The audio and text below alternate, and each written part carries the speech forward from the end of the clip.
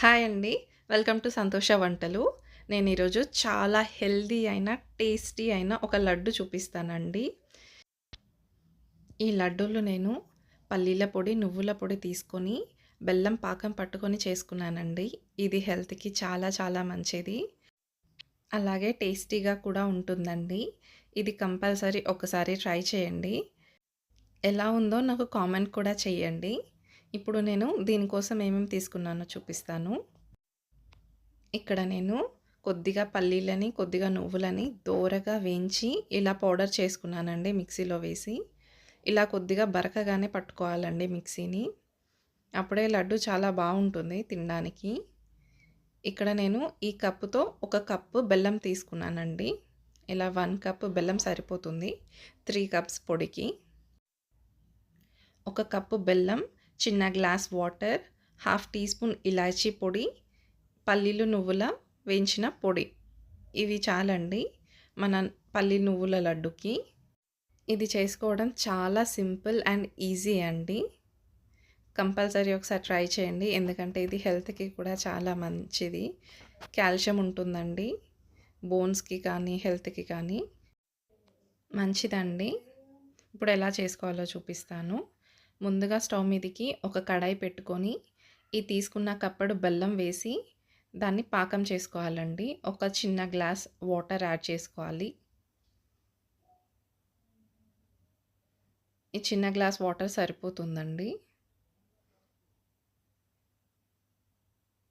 ఇలా కలుపుకుంటూ దీన్ని పాకం వచ్చేంత వరకు చూసుకోవాలి. ఇలా పాకం వచ్చాక 3 కప్స్ పల్లి నువ్వుల పొడిని వేసుకుందామండి ఈ పాకంలో.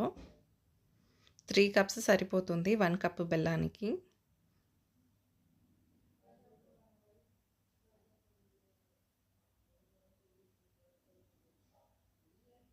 ఇప్పుడు దీన్ని బాగా కలుపుకోవాలి.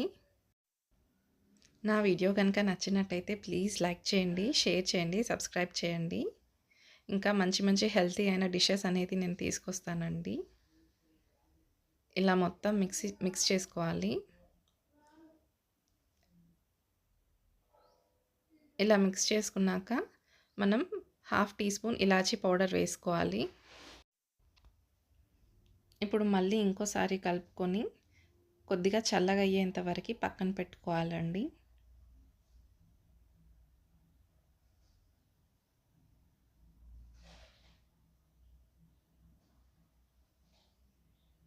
ఇప్పుడు ఇది బాగా మిక్స్ అయ్యింది. ఇలా చల్లగా అయిన తర్వాత మనం ఒక కప్పులో కొద్దిగంత నెయ్యి తీసుకుందామండి. ఇలా చేతికి అంతా పట్టుకునేలాగా రాసుకోవాలి నెయ్యిని. ఇప్పుడు ఈ చల్లగా ఉన్న ఆకంలో వేసుకున్న పల్లి నువ్వుల పొడిని మనం లడ్డూల్లా రౌండ్గా చేసుకోవాలండి. అంతే, చాలా చాలా సింపుల్ అండ్ ఈజీ, కానీ హెల్త్‌కి చాలా మంచిది. ఇలా రౌండ్గా లడ్డూలు చేసుకోవాలండి.